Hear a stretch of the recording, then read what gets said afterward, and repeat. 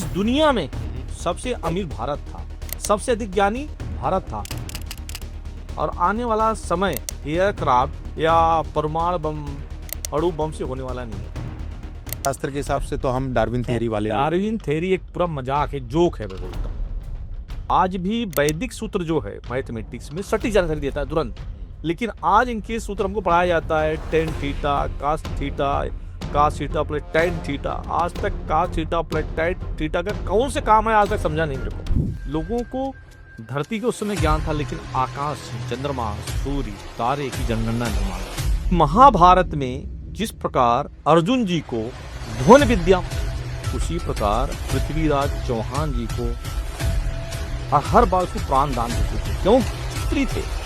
क्षत्रियों की गलती क्या है? और जिनको खत्म करना जरूरी था, यह मुगल सल्तनत का पहला भेद।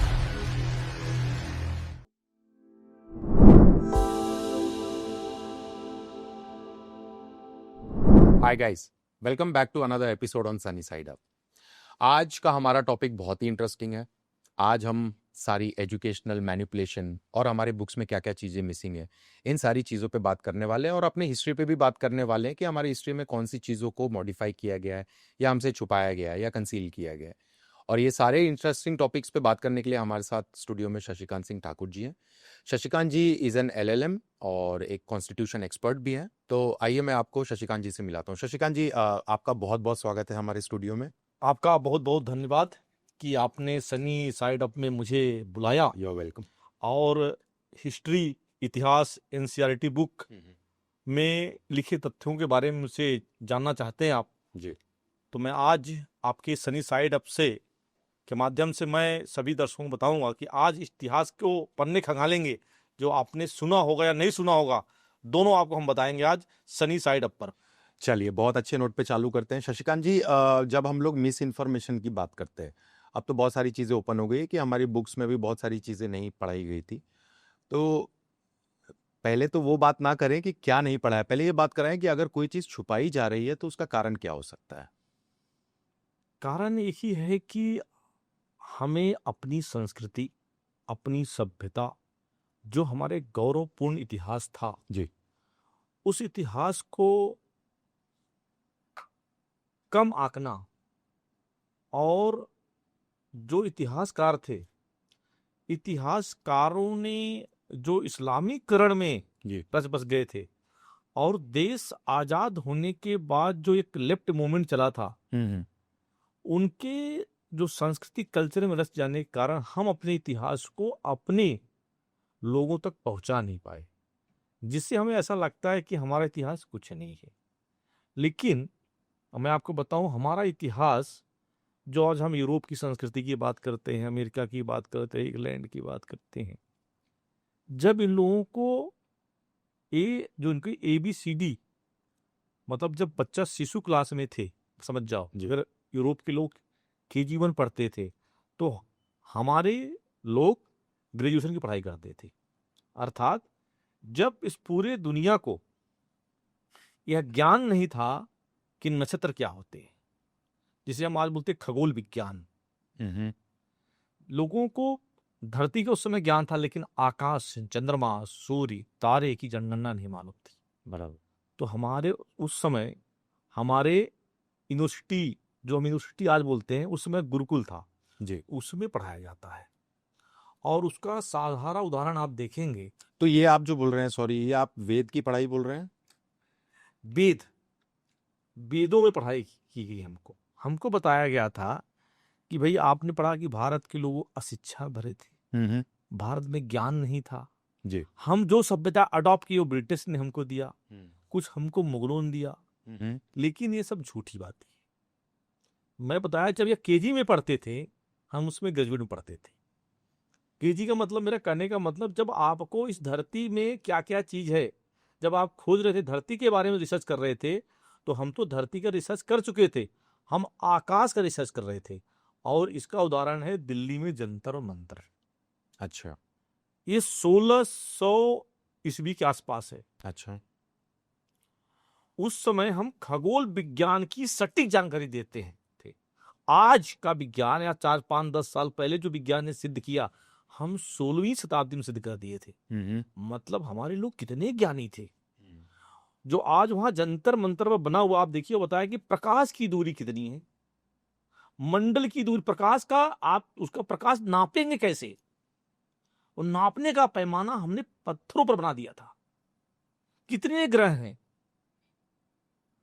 प्रकाश की चलने की क्षमता क्या है, स्पीड क्या है, स्पीड क्या है, पृथ्वी कितने बार घूमती है जी, ग्रह कितने बार आते हैं, यह पूरी जानकारी हमारे पास सदियों से है। सदियों से है। हमारे जो ऋषि मुनि थे, जिसे उस समय हम ऋषि मुनि बोलते थे, आज हम टीचर बोलते हैं।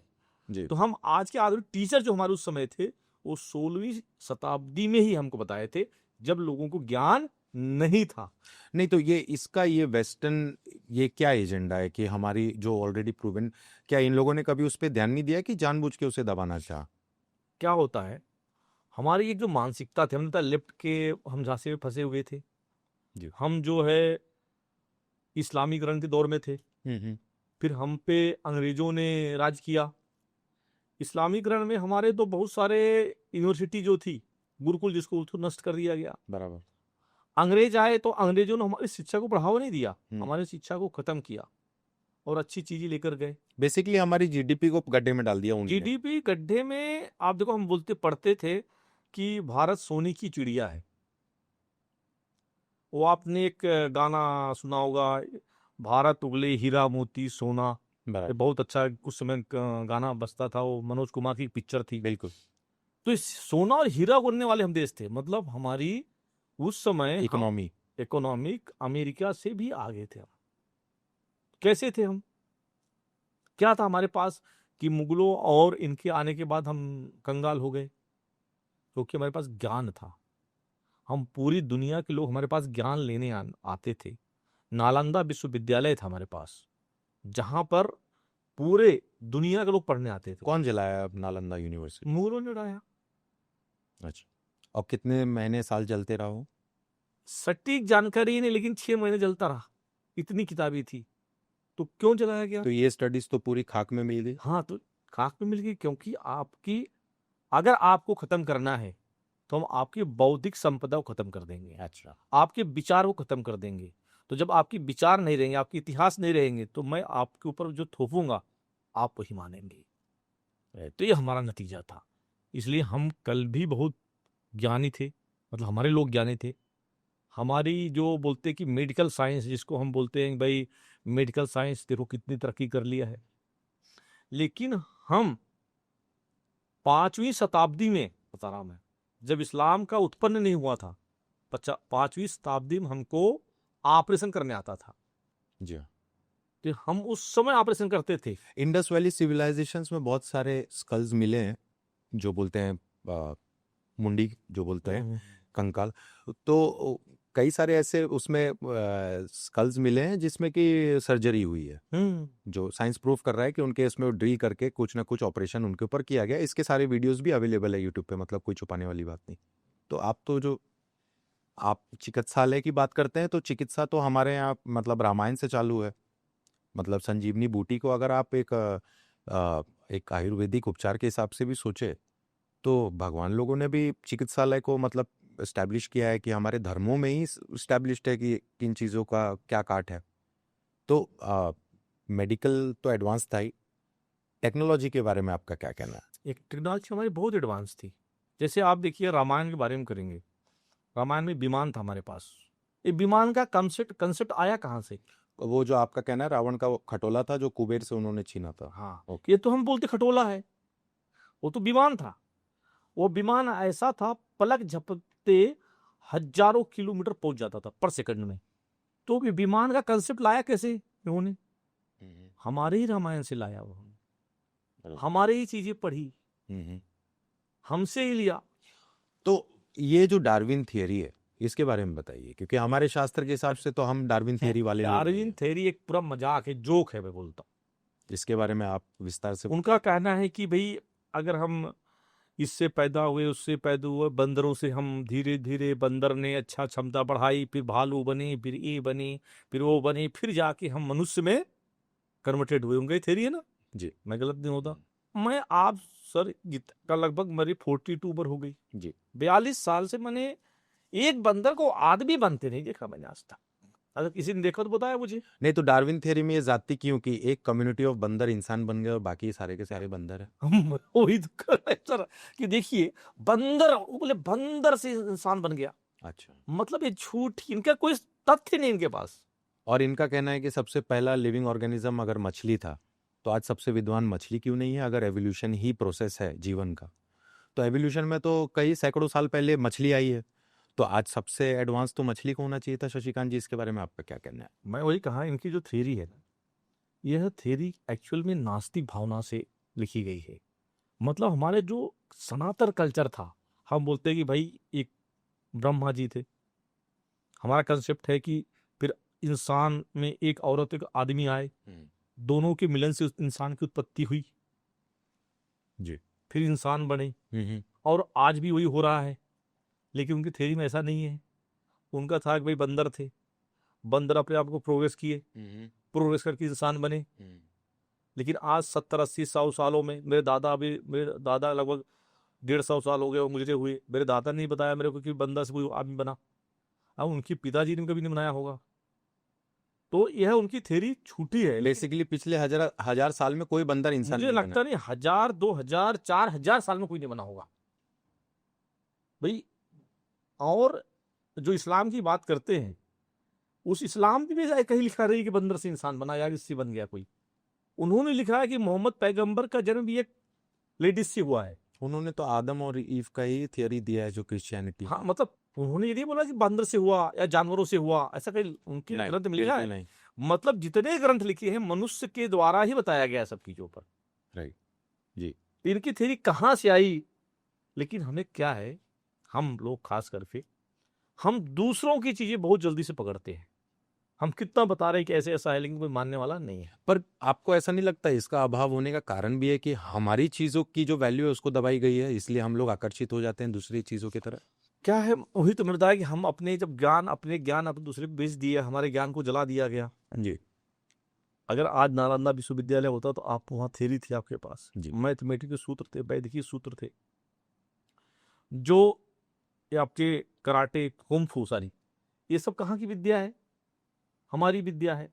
योग, जब योग से हम किसी चीज को आंखों से उठा सकते थे, या हमारे पास ज्ञान था, सब जला दिया गया, नष्ट हो गया। अब आपके पास पढ़ने लायक कुछ बचा ही नहीं। फिर उन्होंने अपनी किताबें आपको दी, अपनी पुस्तकें दी, अपने नॉलेज दिए, तो आप उसी नॉलेज पे आज घूम रहे हैं। बिल्कुल। आज भी वैदिक सूत्र जो है मैथमेटिक्स में सटीक जानकारी देता है तुरंत। लेकिन आज इनके सूत्र हमको पढ़ाया जाता है tan theta cos theta plus tan theta. आज तक cos theta plus tan theta का कौन से काम है आज तक समझा नहीं मेरे को। क्या किसी को कभी काम आया क्या? किसी मंजिल बनाने में, या किसी यंत्र बनाने में, या इंजीनियरिंग में कहाँ पर लगा ये सब? कुछ अननेसेसरी चीज पढ़ाई जा रही है हमको, जिसका हमें कोई लेना नहीं है। Tan theta cos square theta 1 + tan square theta का काम कहाँ है? तो ऐसी चीजों हमें क्या, एक्चुअल में अंग्रेजों में ने हमें क्या, नौकर बनो तो क्लर्क बनने की पर ब्रिटिशर्स के आने से हमारे देश में इकोनॉमिक बहुत सारे इंफ्रास्ट्रक्चर भी बने। यही तो गलतफहमी है। जी बताइए इसके बारे में। मेरा कहना है कि लोगों का कहना है कि आप बहुत गरीब देश थी, है ना? जब वो आए तो आपको उन्होंने बहुत सारे डेवलपमेंट किया। पर ये तो हमारी हिस्ट्री में लिखा है, ये बेवकूफ लोगों का क्या सुनना है शशिकांत जी? ये तो लिखा हुआ है कि हमारी जीडीपी का फॉल तो ब्रिटिश राज में हुआ, क्योंकि मुगल्स ने भी आपको लूटा लेकिन आपके साथ रहे, लेकिन ब्रिटिश ने तो यहाँ से सब कुछ एक्सपोर्ट किया इंग्लैंड। मेरा तो वही कहना है सर कि अगर हम गरीब थे, हमारा शिक्षा थी, तो हमारे पास लोग हमारे घर में आक्रमण क्यों करते थे? बार बार, हजार बार, हजार बार, लाखों बार किए। मतलब सबसे इस दुनिया में सबसे अमीर भारत था, सबसे अधिक ज्ञानी भारत था। अरे डाका उसी घर पे डाला जाता है जिस घर में धन हो, ज्ञान उसी को चुराया जिसके पास ज्ञान हो। तो धन भी लूटा और ज्ञान भी जलाया। हाँ, मतलब कहने का मीनिंग, इस इतिहास आपको बताता है कि सबसे अधिक ज्ञानी तुम थे भारत के लोग, सबसे अधिक पैसे तुम्हारे पास थे, सबसे अधिक बौद्धिक संपदा तुम्हारे पास थी, मिनरल तुम्हारे पास था, इसलिए हमारे लोग पर आक्रमण हुआ बार बार। ये तो वो खुद बता के जा रहे हैं। नहीं तो गरीब के घर नेपाल में क्यों नहीं हुआ आक्रमण कभी? राइट। अंग्रेज जो थे, अभी यहाँ से रेलवे लाइन है जी, जो अंग्रेजों ने यहाँ पे, हाँ, नागपुर से छिंदवाड़ा रेलवे लाइन है। जी, तो मैं उधर गया था, हम्म, तो मुझे बताया कि रेलवे लाइन अंग्रेजों ने बनाया। क्यों बनाया बोले? क्योंकि हमें सागवान की सबसे अच्छी लकड़ी उधर मिलती है, इसको हमको ब्रिटेन भेजना है। अच्छा, ये रेलवे लाइन का काम ही था कि हमारी बौद्धिक संपदा, आर्थिक संपदा, मिनरल संपदा को किसी प्रकार कलकत्ता तक पहुंचाना, कलकत्ता से शिप पोर्ट में के द्वारा चढ़ाना, ब्रिटेन तक पहुंचाना। ये कोई आपके लिए नहीं बनाए थे, आपकी स्थिति के लिए नहीं बनाया कि आपको ट्रोलिंग करना है, आपको फायदा। वह अपनी संपदा लूटने के लिए, हमारी संपदा को लूट कर अपने तक तो पहुंचाने के लिए। मतलब हमारे नेचुरल रिसोर्स मिनरल्स को Yes. लेने के लिए पूरी ट्रैक लाइन बिछाई गई। और बिछाने वाले हम ही लोग। जी, लोहा किसका? हमारा। जमीन किसकी? हमारी। लेबर हमारे, लेबर हमारा, सब कुछ हमारा। और हमारी संपदा भी चली गई आज। उसमें भी आज भी ब्रिटिशर्स बोलते हैं कि हमने आपको तरक्की दी तब आपका हाँ। देश यहाँ है, लेकिन कोई भी ये नहीं बताता है कि आपका सब लूटने के लिए तरक्की हुई, इसके बारे में कोई बात नहीं करता है। तरक्की, हम, मेरा तो ये पॉइंट है कि तरक्की क्यों करने आए आप? हम भिखारी थे तो हमारे पास कुछ नहीं था, तो भाई आप किसी दूसरे देश में क्यों नहीं गए? अरे आप श्रीलंका में चले गए होते।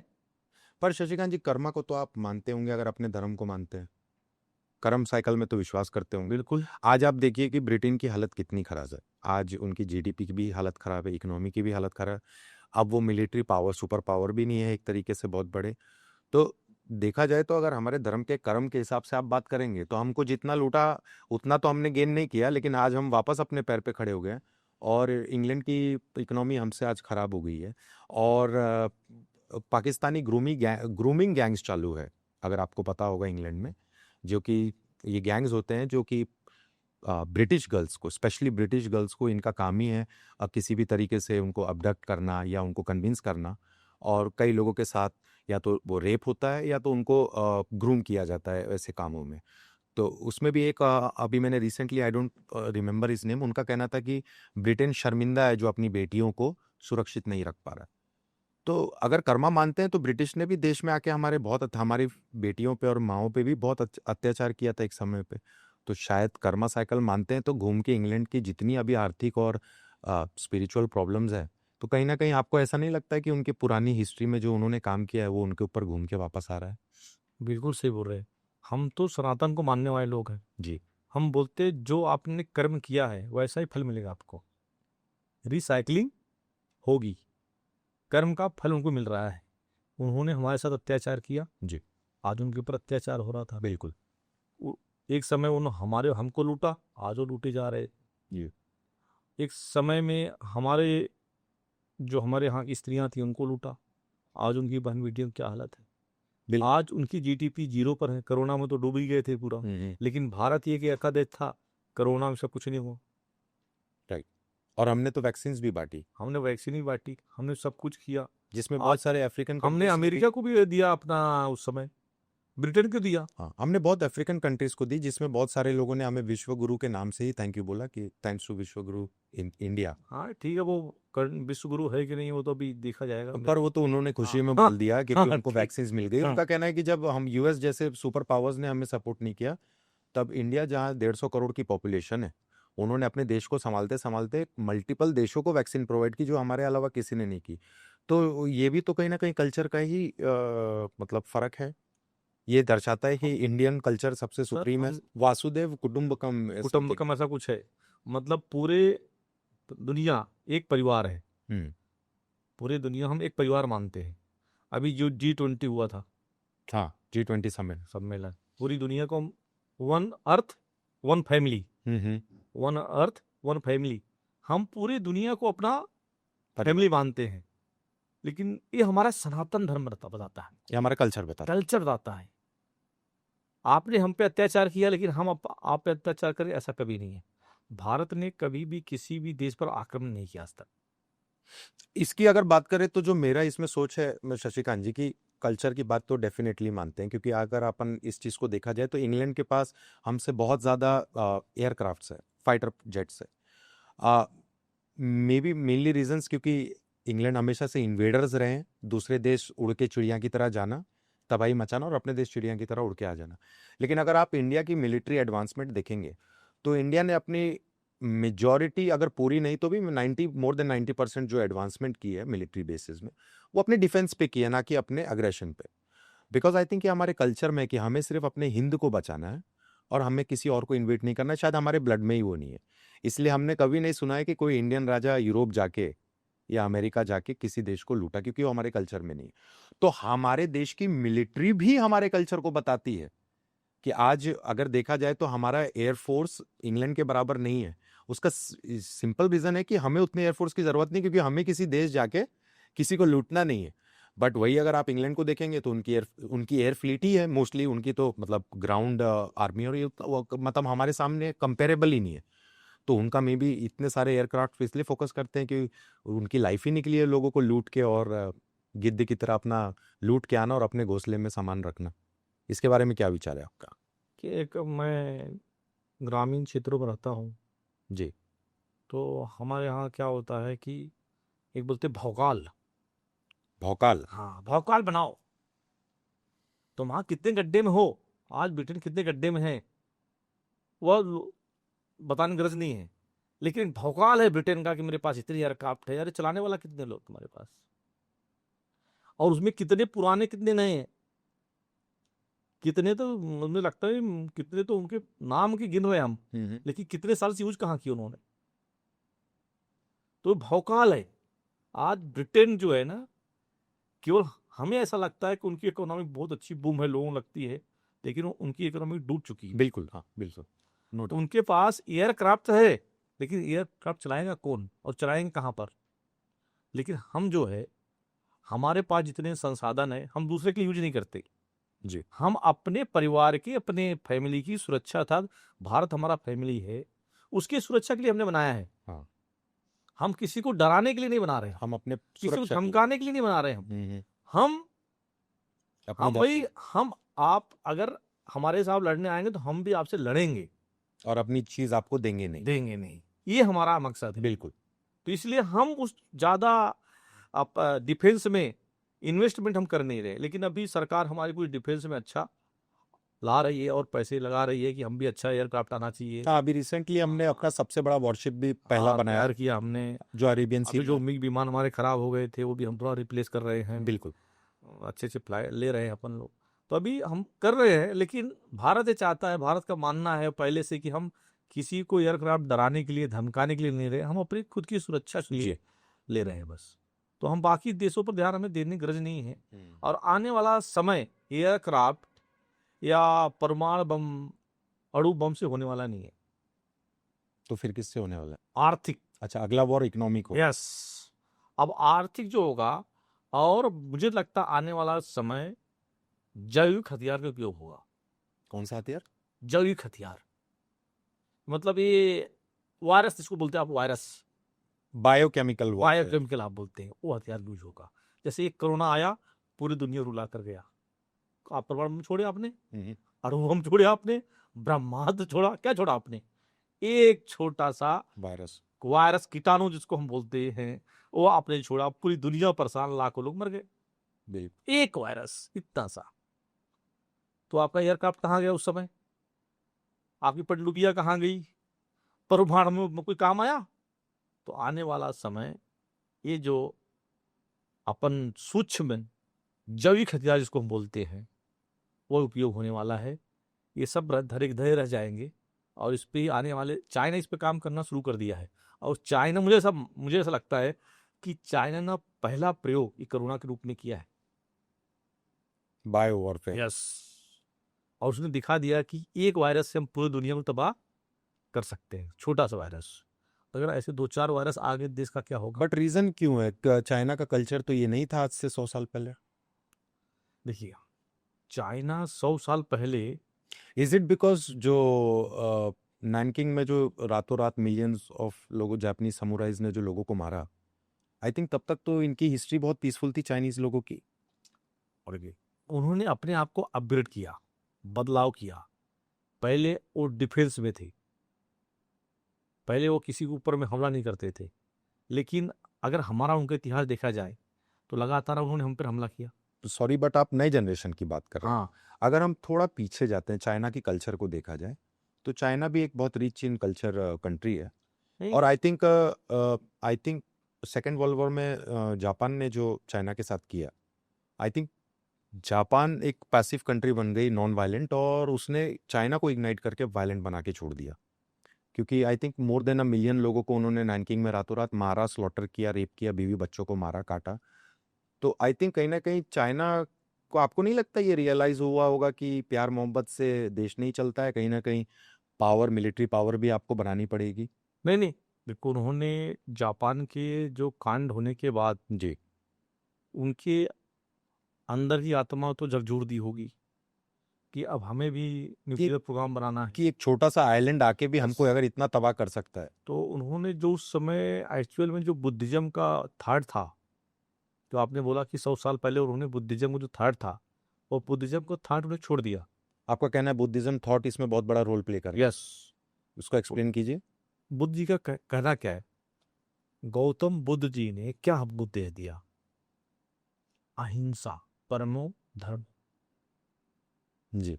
अहिंसा मतलब आप हिंसा के रास्ते पर मत जाओ, किसी के प्राणी के साथ हत्या मत करो, हिंसा मत करो। तो वो तो प्राणी मतलब एक जीव की बात की है उन्होंने, जी। मनुष्य की तो दूर की बात है। तो मुझे ऐसा लगता है उस समय चाइना उनको उनके थॉट पर ज्यादा विश्वास करता होगा, आइडियोलॉजी क्योंकि पे। उनकी बुद्धिज्म बहुत ही पिक पे था ना। जी। सबसे अधिक अगर पिक है तो चाइना में था, जी। अभी नहीं है बुद्धिज्म वहां, अब खत्म हो गया। तो उन्होंने उसको मानकर अडॉप्ट करके वो चीजों को उस समय माना, लेकिन जापान ने उसका गलत फायदा उठाया, गलत काम किया। जी। तो उन्होंने अपने आप को परिवर्तन किया, लेकिन उनके परिवर्तन से नुकसान तो भारत को हुआ ना। आज हमारे लाखों हेक्टेयर जमीन कब्जा कर लिया उन्होंने। बट आपको नहीं लगता है कि ये नए सरकार, बीजेपी सरकार आने के बाद से काफी कुछ बॉर्डर पे इन लोगों ने अपना जमीन वापस रिक्लेम किया? नहीं, कोई जमीन वापस नहीं हुई अभी, हम तो ऐसा सुनते हैं न्यूज में। कुछ नहीं वापस नहीं हुई। हमारी जो जमीन थी आज भी वो जमीन है। आपको लगता है तो आप सुब्रमण्यम स्वामी जी है, जी। बहुत बड़े प्रोफेसर, हार्वर्ड यूनिवर्सिटी में पढ़ाया उन्होंने। तो ये सुब्रमण्यम स्वामी जी इतना मोदी जी के खिलाफ क्यों बोलते हैं, क्या दिक्कत है उनको? वो खिलाफ नहीं बोलते, सत्य बोलते हैं।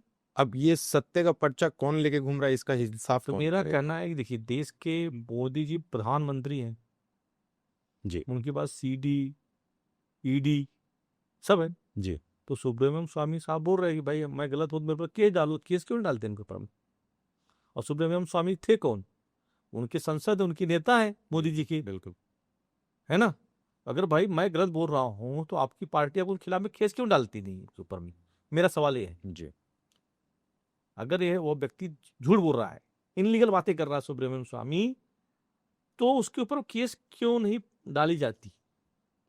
या सवाल क्यों नहीं पूछता कोई बीजेपी का नेता उससे? इसका मीनिंग क्या होता है कि वो जो बोल रहा सत्य बोल रहा है। तो उन्होंने बताया कि लाखों हेक्टेयर जमीन चाइना ने कब्जा किया हमारा, और वो उनके पास प्रूफ है। बट ये तो मैं श्योर हूँ कि ये सारी चीजें कांग्रेस एरा में हुई है शशिकांत जी। ये इसमें 2014 के बाद तो कुछ कैप्चर नहीं किया उन्होंने। कांग्रेस के जमाने में तो हुआ। कांग्रेस बेकार पार्टी थी, कांग्रेस अच्छी नहीं थी, कांग्रेस देश विरोधी थी, ऐसा बीजेपी का कहना है। इसके ये बोल बोल के आप चुनाव जीते। तो मुझे तो आप अपेक्षा आपसे हो गई ना कि बीजेपी आएगी, तो कुछ बेटर होगा। कुछ अच्छे सपने लाई है, कुछ करके दिखाएगी, हैं? लेकिन आप भी जब उसी धुरी पर चलने लगे, 12 साल से। अभी 12 साल हो गए, तो फिर अपेक्षा किससे की जाए? लोगों ने आपको इसलिए चुन के दिया क्योंकि आप उनसे बेटर काम करने वाले थे। राइट। आपने हमें सपने दिखाए और हमने सपने के लिए आपको वोट दिया, और कुछ ऐसा नहीं, कुछ आपने काम किया भी। कुछ अच्छे काम भी तो हुए। 2014 से 19 तक अच्छे भी काम किए आपने, जी। लेकिन अब बीच फिर आपने लाइन ट्रैक को चेंज कर दिया आपने। तो मैं आपको बता रहा था कि मुझे चाइना का जल्दी नाम भी नहीं आता, कथा नाम है सी जिनपिंग, जी जिनपिंग। हाँ। राष्ट्रपति हैं। हाँ हाँ बिल्कुल। मोदी जी ने उन्हें कहाँ बुलाया? भारत में। और वह जो है अपने छतरी लेकर खुद खड़े थे कहाँ? गुजरात में। अच्छा। जुलाई राष्ट्रपति जी चाइना के। और वो जाते बराबर उन्होंने क्या कर दिया, जाते बराबर 2 दिन में भारत के सैनिक और चाइना के सैनिक में झड़प हो गई, हजारों सैनिक इधर से मरे। बाद में इसका भी रिएक्शन भारत ने दिया। पर हमने तो सुना है कि बॉर्डर पे वेपन्स अलाउड नहीं है इनके ब्रॉल्स में, डंडे से हाँ, मारते हैं एक दूसरे को। नहीं अलावा ने, और सबसे पहले उनके पास डंडे थे, उन्होंने हम पे हमला किया, राइट। हमारे सैनिक शहीद हुए। बाद में हमने रिएक्शन किया। ओके। लेकिन मेरा कहना है, जिसको आप झूले में झुला रहे हैं, जिसको छतरी लेकर खड़े हैं, वह लगातार आप पे हमला करते जा रहा है, लाखों किलोमीटर आपके कब्जा कर लिया। मान लेते हैं कि चाइना का कल्चर ही वो है, अभी मान लेते हैं अभी कि उनके अंदर हेट शायद इतना है कि उनको सब कुछ चाहिए।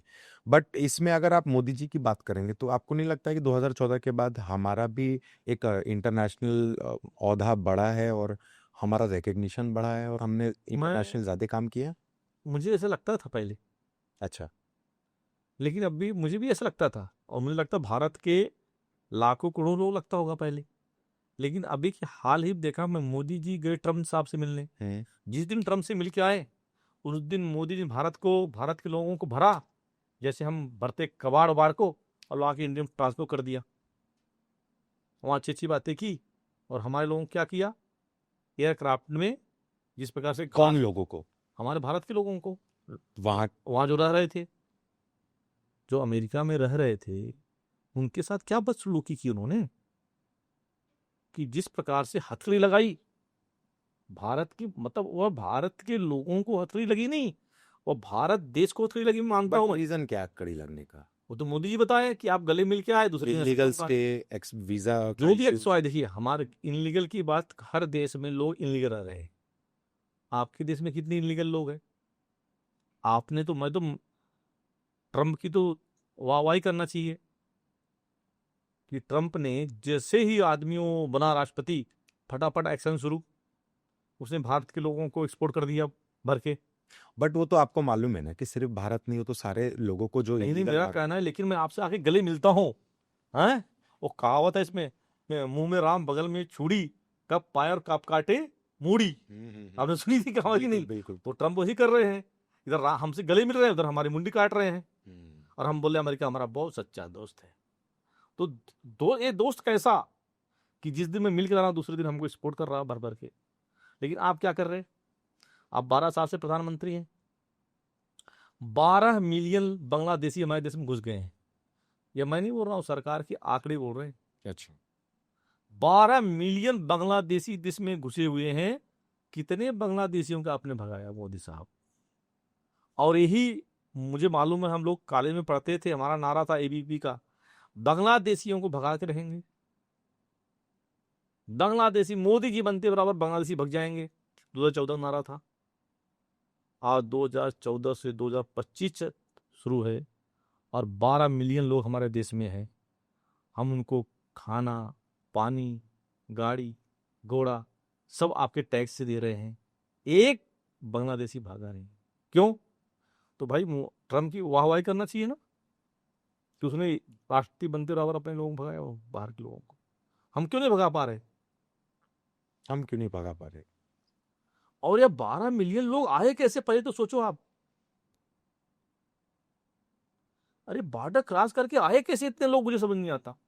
क्या इसमें सरकार की मिली भगत नहीं है? पर शशिकांत जी, इसमें कहीं ना कहीं ये सेम आर्ग्यूमेंट तो अमेरिका पे भी लगता है कि उनका तो खैर एक ही लीनियर बॉर्डर है मेक्सिको के साथ। हाँ, तो वो जब वो अपने एक लीनियर बॉर्डर को कंट्रोल नहीं कर पाते हैं, तो हमारा तो वो ये जो बंगाल का बेल्ट है और ये जो ऊपर अपना रोहिंग्या वाला भी आप बेल्ट बोलते हैं, ये तो बहुत चौड़ा बेल्ट है। अगर यहाँ से हम सोचे कि अपना पूरा बॉर्डर कंट्रोल कर लें, तो कहीं ना कहीं आपको नहीं लगता कि ये मेरा कहना है कि अगर उनका फेल्यूर है तो हम भी फेल्यूर क्यों बनना?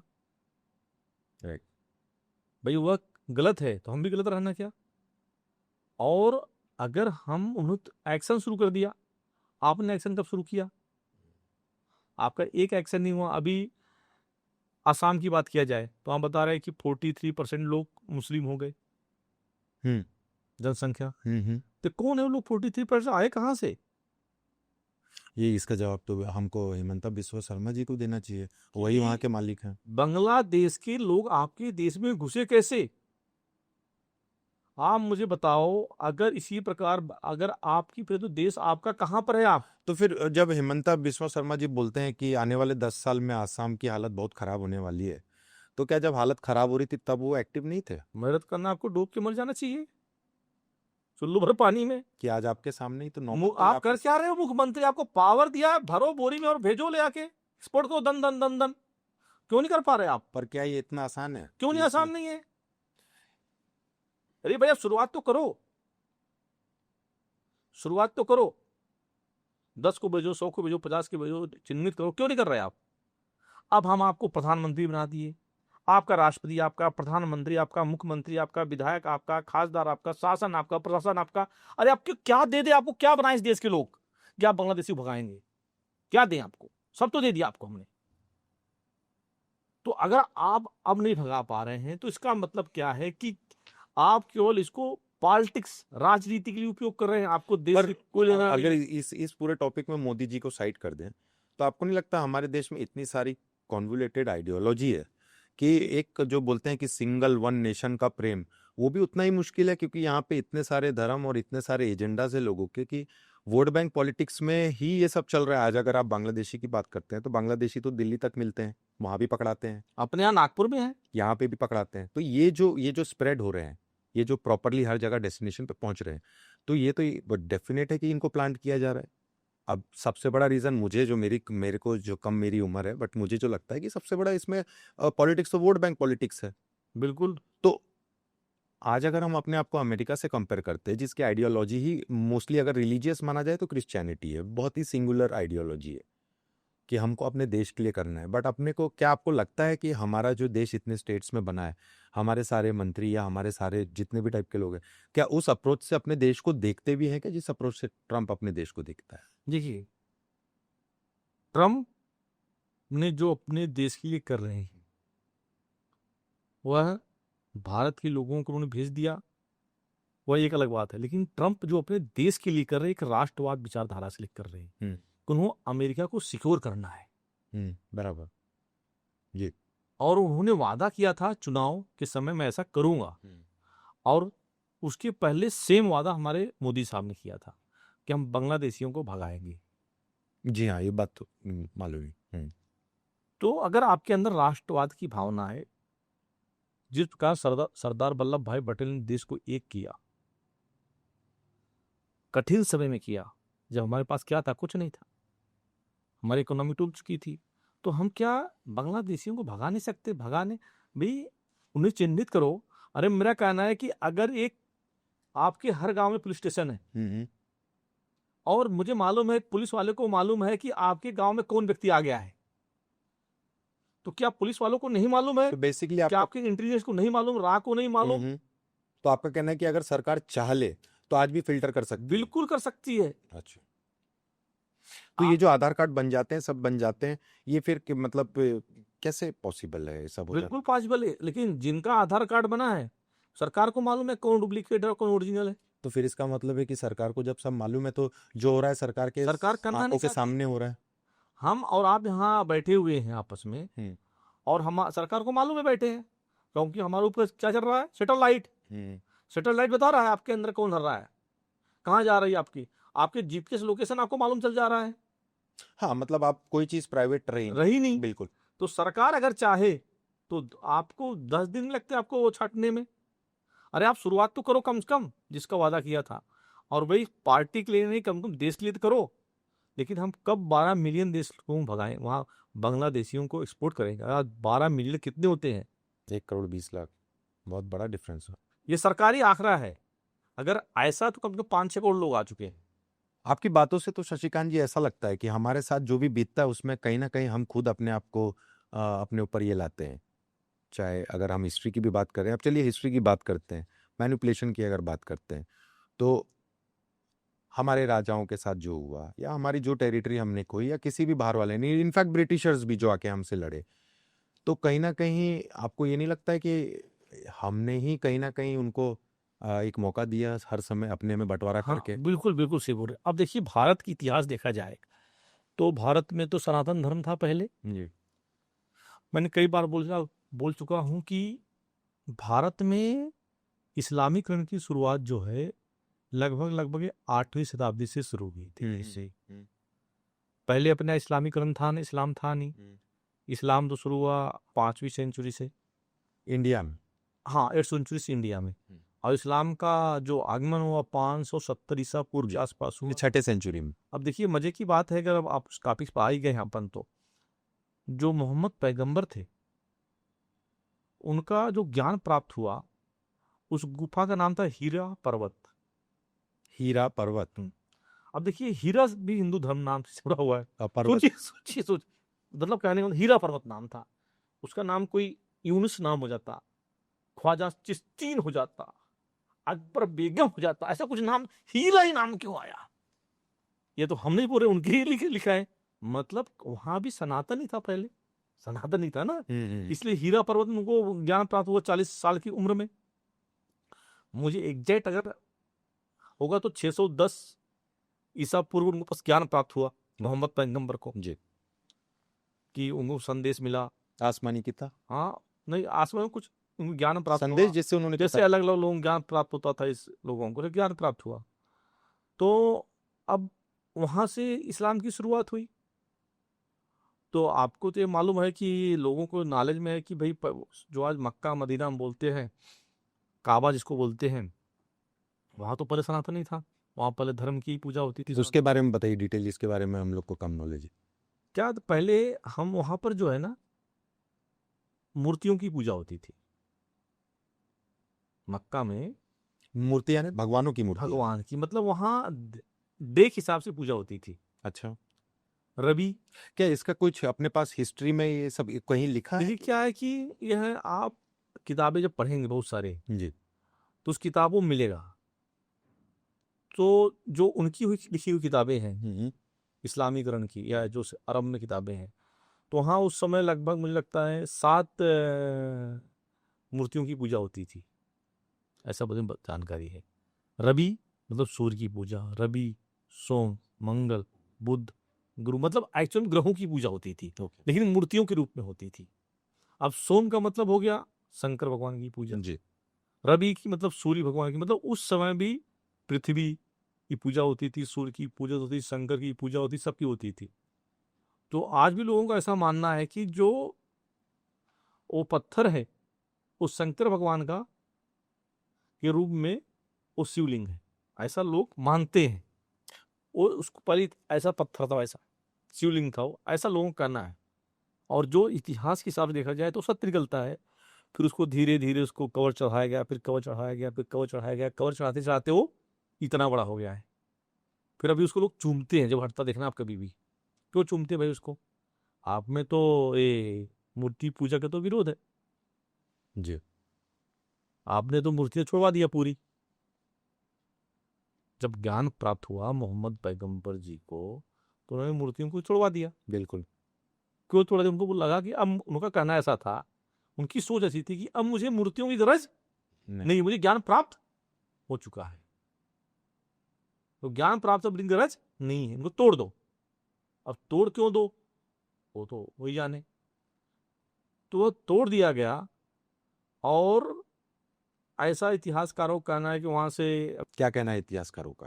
कि जो वहां से एक मूर्ति टूटी, वहां से एक शिवलिंग आया, और आज वह शिवलिंग जो है गुजरात में, जिसको हम सोमनाथ मंदिर बोलते हैं, जो वहीं साइड है सोम, वो लगी हुई है। अच्छा, तो मंदिर वहां से और मूर्ति सॉरी वहां से आई? हाँ, उसको कितने लोगों ने, कितने इस्लामीकरण के राजाओं ने उसको तोड़ा, मोहम्मद गौरी ने तोड़ा उसको, औरंगजेब ने तोड़ा, कितने लोगों ने तोड़ा उसको। और जो आज वहाँ शिवलिंग है वो खंडित। ऐसा क्या था सोमनाथ मंदिर में कि बार बार बार बार तोड़ा जा रहा था उसको? अभी कुछ दिन पहले श्री श्री रविशंकर जी जो हैं, हाँ, उनके हाथ में 2 छोटे छोटे व्हाइट पत्थर देखे गए, हम्म, और वो आर्टिकल ऐसा था कि ये जो सोमनाथ जी के मंदिर का, ये वो दोनों पत्थर है जो उनके उस मूर्ति का टुकड़ा है। और उन्होंने एक्सप्लेन भी किया साइंटिफिकली कि जब वो उस मूर्ति के पास इन दोनों पत्थर को ले जाते हैं तो उनके बीच में कोई ना कोई इंटरेक्शन होता है। मतलब मैं जो बोला सत्य निकल गया कि वो खंडित मूर्ति है। भाई मूर्ति खंडित थी तभी तो पत्थर निकले उसके। जी, और ये अभी रिसेंट की बात है, श्री श्री मैं तो रविशंकर। देखा नहीं, लेकिन मैं जो बोल रहा था कि वो खंडित है वो। भाई मूर्ति टुकड़े उसका अंश है, उनका कहने को पत्थर थे, वो तभी तैयार रहा था, ऐसा कहना आपका। जी। तो मतलब उसी के टुकड़े हैं, खंडित हुई है उसकी। बराबर। तो आज वही मेरा कहना है कि वो खंडित शिवलिंग है, आज हम उसकी पूजा कर रहे हैं। लेकिन इतना ही ज्यादा वो आकर्षित थी, जो इतना अच्छा था कि जिसको तोड़ने के लिए वहां से पैगाम मिला था उन्हें कि इसको तोड़ो, ये हटना चाहिए। हटना चाहिए, इसलिए बार बार आक्रमण होता था। अरे शिव जी के या सोमनाथ मंदिर में इतना कौन सी धन संपदा थी? कभी भी सभी धर्मों या सभी जो हमारे भगवान हैं, विष्णु भगवान, कृष्ण भगवान, राम, इनके, दुर्गा जी, इनके मंदिरों में आपको सोना चांदी मिलेंगे, बिल्कुल लेकिन कभी शिव मंदिर में नहीं मिलेगा आपको सोना चांदी। बिल्कुल। ऐसा मैं कहीं देखा नहीं कि बहुत कुछ सोना चांदी लिखेंगे, जी। आप शिव जी को मटेरियल के साथ एसोसिएट नहीं कर करते हैं। सकते, हाँ क्योंकि वो निरंकार थे, उनके पास तो कुछ नहीं। बिल्कुल। तो उसको बार बार क्यों तोड़ते थे वो? क्योंकि वहां से वो आया हुआ था, उसमें कुछ चुंबकीय शक्ति थी बोलते, उसको तोड़ घटाओ। लेकिन वो 3-4 बार टूटने के बाद भी टूटी नहीं, कई बार खंडित से जोड़ी गई, बनाई गई। तो वहां से कनेक्ट है वो, इसलिए मोहम्मद गौरी, औरंगजेब सबने तोड़ा उसको। बाद में सरदार वल्लभ भाई पटेल ने फिर से पुनर्जीवित करवाया उसको। तो हमारे जो, हमने तो जो पढ़ाई की है, हम थोड़े पुराने समय से आते हैं शशिकांत जी, तो हमको तो मुगल को एज अ हीरो दिखाया गया, दयावान दिखाया गया, दयालु दिखाया गया, राजपूतों को लेके चलने वाले, राजपूतों की बेटियों से शादी करने वाले और सारे समाज को लेके चलने वाले दिखाया गया। तो ये इसमें कितना सत्य है आपके हिसाब से? मेरा कहना है कि आप दयालु हैं, इस्लाम दयालु है, हम्म। तो दया अपने घर में दिखाओ। आप दयालु नहीं थे रो, यह तलवार के दम पे इस्लाम स्थापित हुआ है। इसका 8वीं सदी में जब पहला इस्लामिक सैनिक हम्म। अरब से आया, वह कहां से आया? सिंध से। कौन था ये शशिकांत जी? मोहम्मद बिन कासिम? मोहम्मद बिन कासिम था। अब आपको जानकारी होगी कि सिंध का लास्ट राजा कौन था? सिंध का लास्ट राजा? हाँ, एक राजपूत कोई सिंह थे? राजा दाहिर। राजा दाहिर। हाँ, सिंध के लास्ट शासक थे वो, जिसको मोहम्मद बिन कासिम ने हराया। उनके पुत्र जय सिंह को मार डाला, उनकी दोनों लड़कियों को उठाकर लेकर गया। ये आप उस 8th 9th सेंचुरी की बात कर? हाँ, और यह मैं जो बोल रहा हूं, उनकी अरब की किताब है चचनामा, वो चचनामा में लिखा हुआ है, आप पढ़ लीजिए। मैं ऐसे हवा में बात कर रहा हूँ, चचनामा किताब है, उसमें लिखा हुआ है, रिकॉर्डेड है। हाँ, कि ऐसा ऐसा घटना घटी, उनकी दोनों लड़कियों को उठाकर लेकर गए। पहले कुछ दिन बलात्कार मोहम्मद बिन कासिम ने किया, फिर 10-15 दिन बाद फिर उनको, उसके जो राजा थे, उनका नाम भूल गया, उसके पास लेकर गया। तो लड़कियों ने बताया कि मेरा तो पहले ही उपभोग हो चुका है। तो फिर उस समय राजा को बहुत गुस्सा आया, जो मोहम्मद बिन कासिम के राजा थे अरब में, ये पकड़ के लाओ मोहम्मद बिन कासिम को। वह सुनते ही मोहम्मद बिन कासिम सिंध की नदी पर मृत्यु हो गई। मृत्यु कैसे हो गई? डर के मारे, या तो आत्महत्या? जो भी हो उस समय, क्योंकि राजा दाहिर तो मर गए थे, इस्लाम स्थापित हो चुका था, उन्होंने वहां के लोगों को मार डाला, पूरे राज परिवार को खत्म कर दिया, लोगों को इस्लाम में जोड़ लिया, उनकी लड़कियों को उठाकर लेकर गया। तो इनकी इतिहास था। कहने का मतलब यह है कि वह मार के स्त्रियों को उठाकर ले जाते थे। तो वहां से, इसलिए सिंध प्रांत, पाकिस्तान जो इस्लामीकरण बना, वह मोहम्मद बिन कासिम से शुरुआत हुई है। इसलिए हम बोलते हैं पाकिस्तान मुसलमान कहाँ से आए, उस समय शुरुआत हुई। अच्छा, ये काबुल में जो वुमेन ट्रेडिंग होता था, इसके बारे में कुछ बताइए। वुमन ट्रेडिंग इसलिए होता था ना कि यहाँ के जो राजा थे, जब वो हार जाते थे, तो उनकी औरतों के और प्रजा के औरतों को उठा के ले जाते थे, बंदी बना के काबुल, और वहां पर वो सेक्स वर्कर का काम करवाते थे। वहाँ ऑक्शन होता था, ऐसा भी सुना है कि उनका बोली लगती थी। बिल्कुल, और जो आप पिक्चरों में देखते हैं ना, हाँ। उससे भी खराब सीन थी। यहाँ तो भाई कोई एक व्यक्ति के साथ राज गुजारता है, वहां तो 50-50, 100-100 करते थे। मानवता की हद कायम थी, यहाँ तक कि स्तनों को काट लिया जाता था। मतलब अगर इतिहास, अगर इस्लाम पे जाएंगे तो बहुत ही दुखद है, आपका हृदय खून से खोने लगेगा। ऐसा उन्होंने इस्लाम को स्थापित किया गया है केवल तलवार के दम पे। इस प्रकार से लूटा गया इस देश को तो लूटा गया, माँ बहनों की इज्जत लूटी गई। तो ये तो मतलब काबुल की बात हो गई, काबुल का। लेकिन आपने मोहम्मद बिन कासिम का भी बताया कि वो उनकी डेथ हो गई। तो फिर भी प्रचलन इस्लाम का फैलने का देश में तो रुका नहीं। तो उनके बाद भी और रूलर्स या और भी किंग्स आए होंगे जो जिन्होंने बिल्कुल आए। मोहम्मद गौरी आए। मोहम्मद गौरी जो है इस्लाम फैलाने में बहुत बड़ा हाथ है। इस देश में कम से कम। और मोहम्मद गौरी जो था बहुत बड़ा कोई तो राजा नहीं था। मोहम्मद गौरी को एक्चुअली बताया जाता है कि वह अफगानिस्तान का है।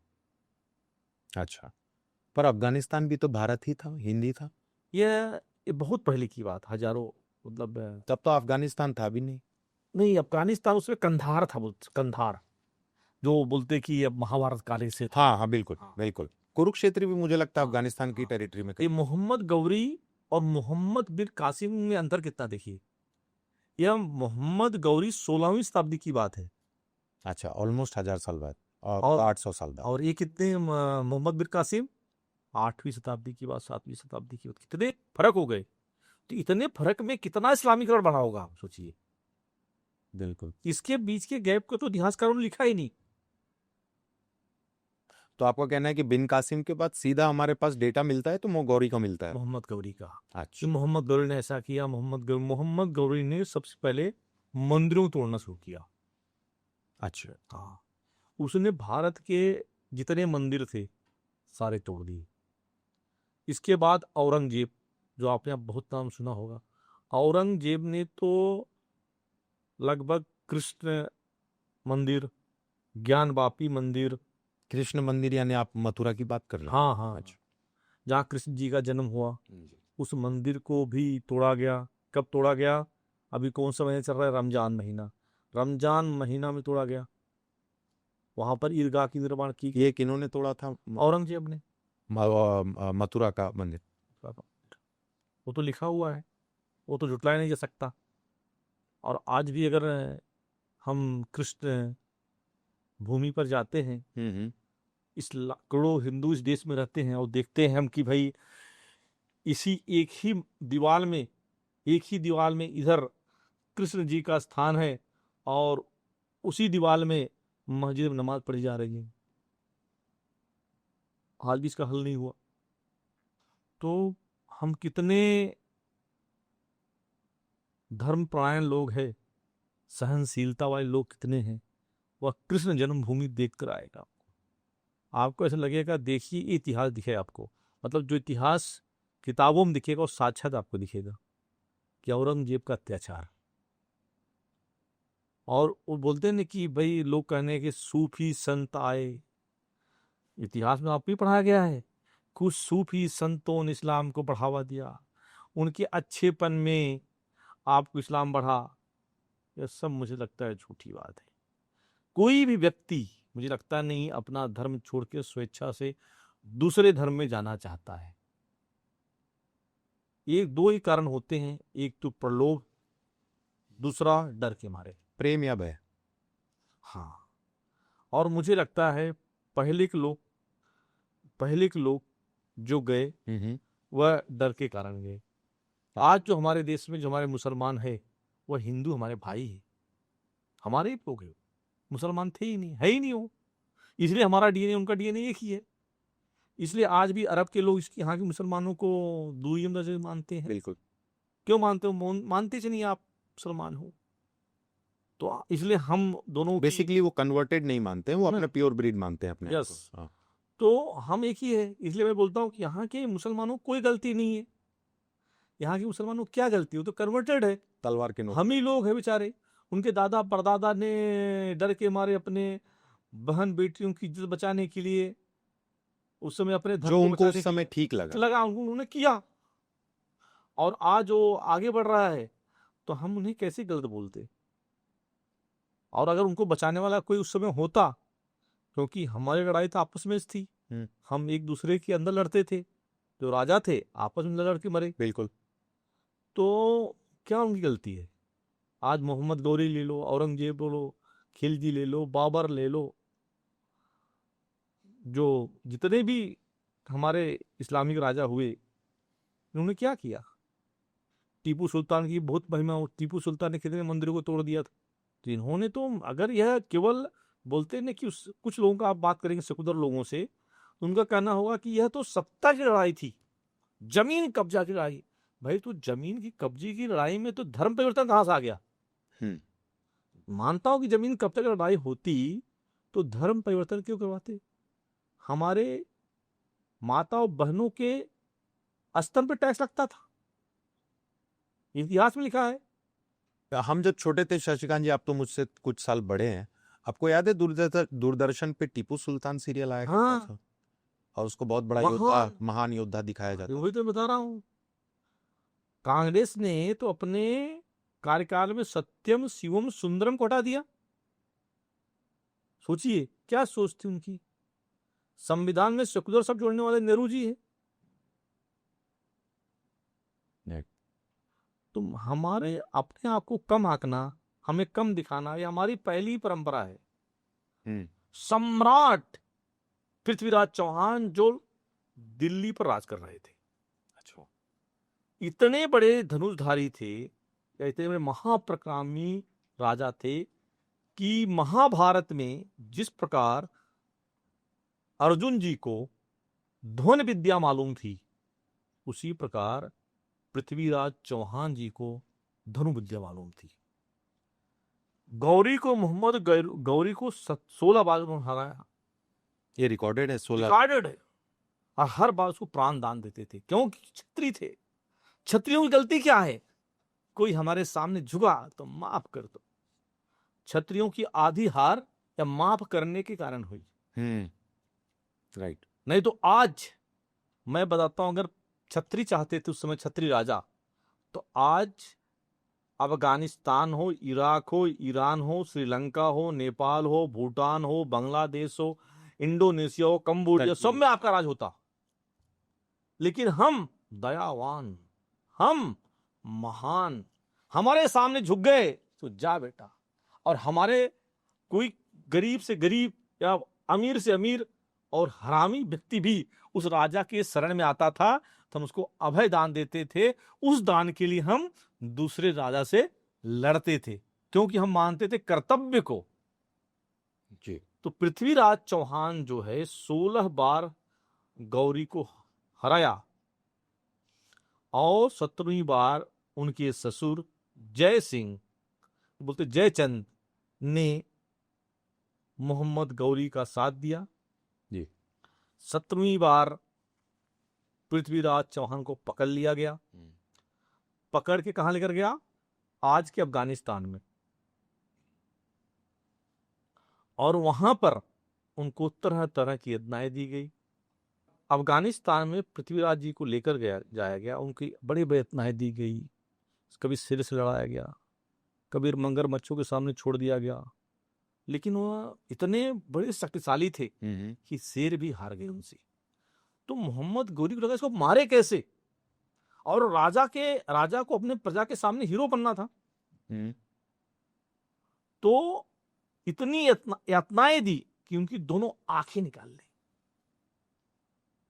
और जब आंखें निकाल ली, तब एक दिन मोहम्मद गौरी ने ऊपर बैठा था और शर्त लगाया कि राजा हम तुमको प्राण दान दे सकते हैं, तो हमारे एक सैनिक से मार्ग दिखाओ। दोनों आंख निकालने की बात है जी। तो पृथ्वीराज चौहान जी ने बोला, मोहम्मद गौरी, मैं तेरे सैनिक से क्या लड़ूं, हिम्मत है तो तू लड़ मेरे से। लेकिन वह मोहम्मद गौरी डरपोक, उसको मालूम था कि पृथ्वीराज चौहान का कितना बाहुबली आदमी है, कितना बड़ा धनुषधारी है, तो उसने लड़ने से इनकार कर दिया। लेकिन जब उसको सैनिक को मारने के लिए बताया गया और उनके हाथ में धनुष दिया, तो पृथ्वीराज ने उस सैनिक को नहीं मारा, लेकिन उनके साथ जो उनका दोस्त था, जो परमाणु उनका दोस्त था, तो उन्होंने एक कविता बोली, और कविता सुनाता हूँ। कविता पृथ्वीराज जी को बोली। पृथ्वीराज जी को सुनाया, क्योंकि दोनों आंखें निकल गई थी उनकी। अब जो आदमी देख नहीं सकता तो मारे कैसे, देख नहीं सकता था। तो वह, मैं आपको बताया था कि अर्जुन के बाद जो आवाज की विद्या थी, ध्वनि विद्या, केवल पृथ्वीराज चौहान के पास थी।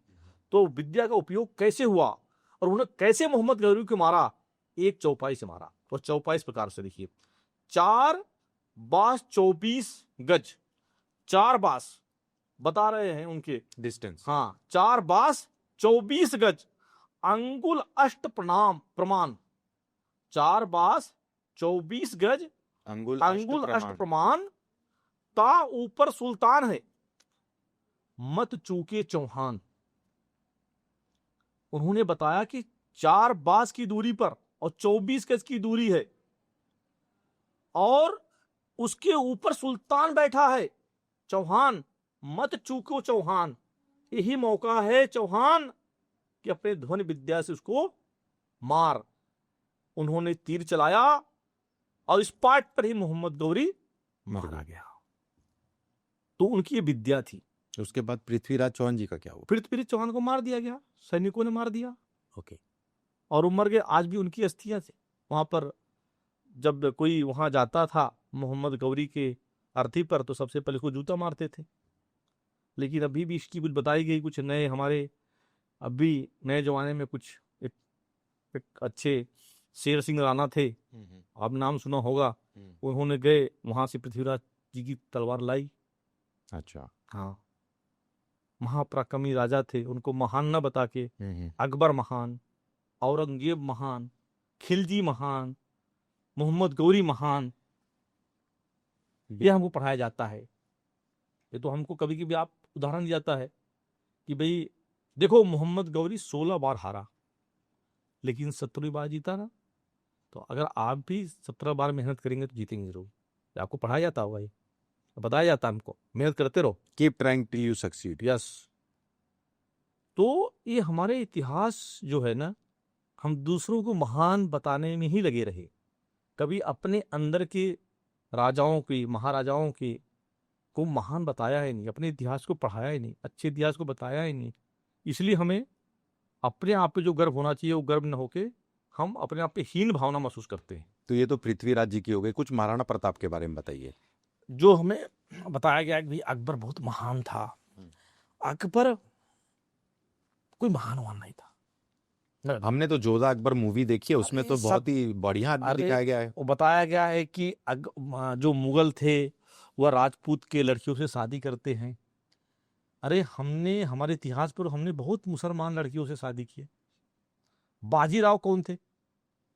आप पिक्चर आई थी देखना, बाजीराव मस्तानी। हाँ, मस्तानी किसकी लड़की थी? No idea.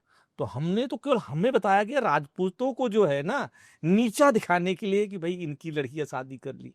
हमने कितनी उनकी महारानियों से शादी की, और हमने कोई डरा धमका के नहीं किया, वो तो खुद भग भग के आई थी।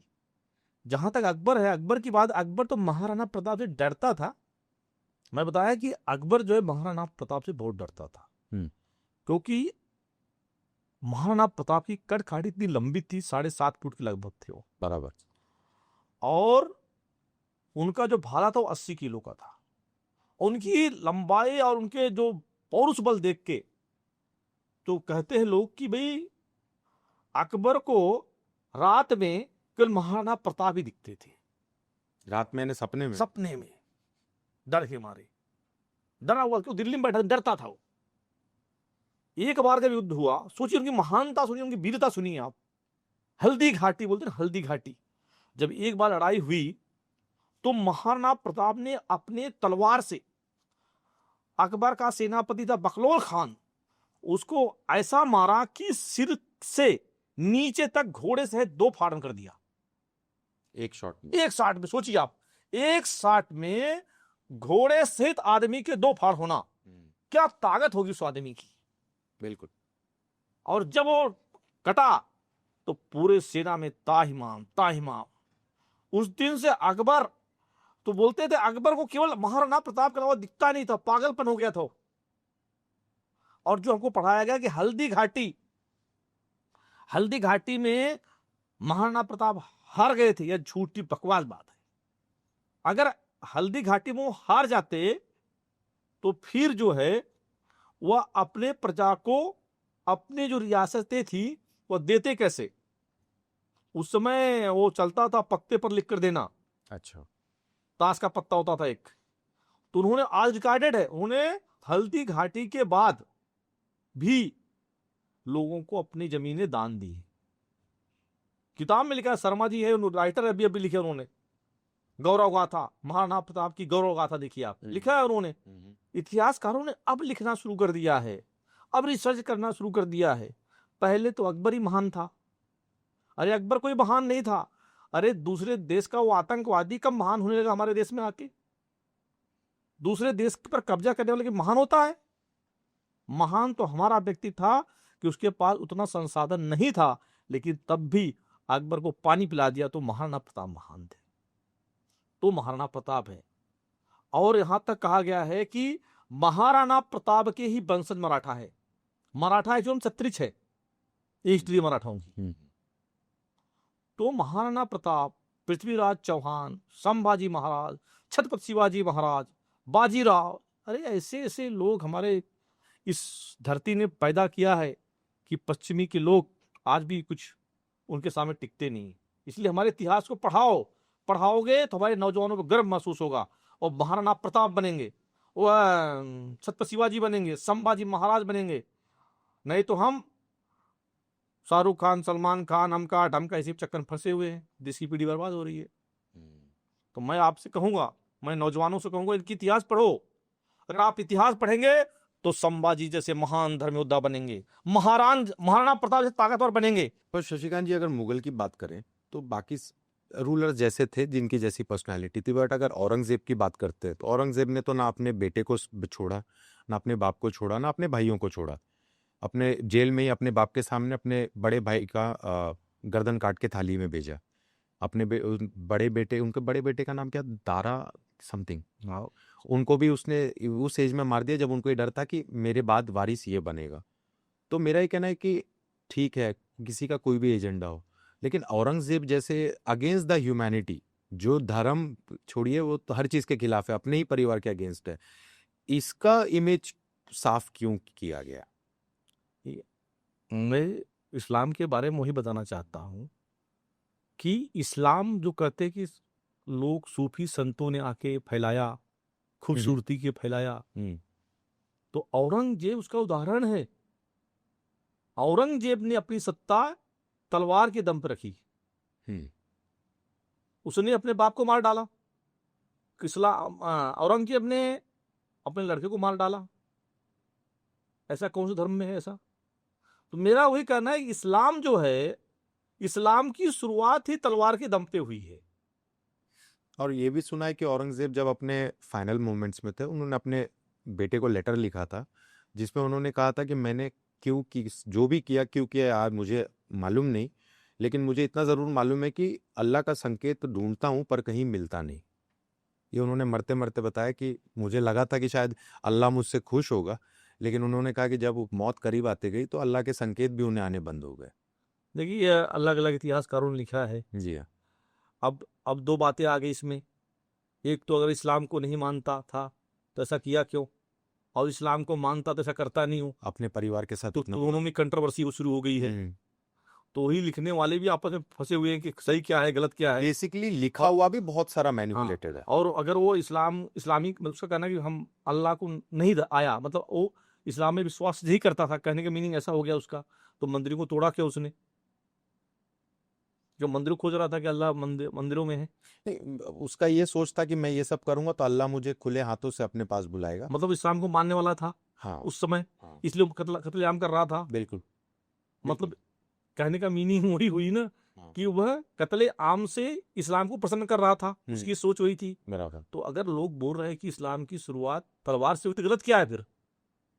बुनियादी सोच कि वह इस्लाम में अल्लाह को प्रसन्न करने के लिए लोग कत्लेआम कर रहा था, लेकिन उसको अल्लाह मिली नहीं।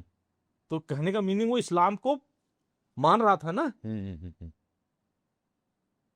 तो बुनियाद तो तलवार ही हो गई उसकी। राइट। और तलवार के दम पे सबको इस्लाम में कन्वर्ट कर रहा था वो। ताजमहल को का आर्किटेक्चर देखेंगे तो अगर आप सिर्फ ताजमहल को देखेंगे तो एक वाइट बिल्डिंग आपको दिखती है, लेकिन अगर आप उस पूरे प्रीमाइसेस को देखेंगे तो आपको समझ में आएगा कि इस ताजमहल को भी एक बाउंड्री है, लेकिन आप जब उस बाउंड्री को देखेंगे तो वो पूरे के पूरे बाउंड्रीज लाल पत्थर के हैं और एक ही पार्ट है उस पूरे लैंड में जो कि वाइट है। अब उसमें भी कैच ये है कि ताजमहल के भी अगर हम बेसमेंट में जाते हैं तो वही लाल पत्थर मिलते हैं हमें। तो कहानियां तो बहुत है शशिकांत जी, लेकिन ये भी समझना पड़ेगा कि सच को बहुत ज्यादा घुमा दिया गया है, इतना आसान नहीं है तो सच को। सरकार सच लाती क्यों नहीं सामने? ये शायद जिसका नीचे का मंजिला खुलती क्यों नहीं है? में भी सरकार सोचती है करना क्या है, बस अपने अरे को अरे बड़ा कि भाई हम तो आखिरी सत्य तक पहुंचना चाहते हैं।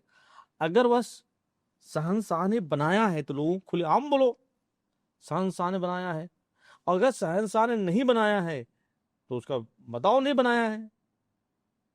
अगर बनाया तो अच्छी बात है, इसमें गलत क्या है? चाहे वो कितने प्रेम में बनाया हो।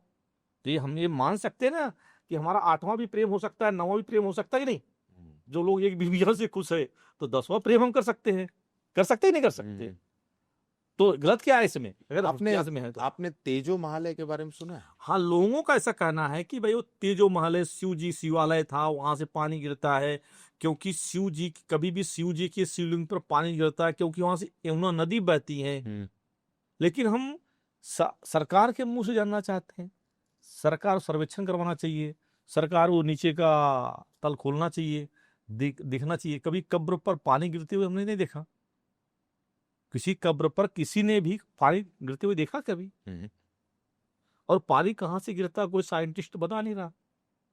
तो हमारे इतिहास को, हमारे पुरातत्व को इस प्रकार से कंट्रोवर्सी में दे दिया गया है कि न सत्य निकल रहा है और न सत्य पढ़ाया जा रहा है।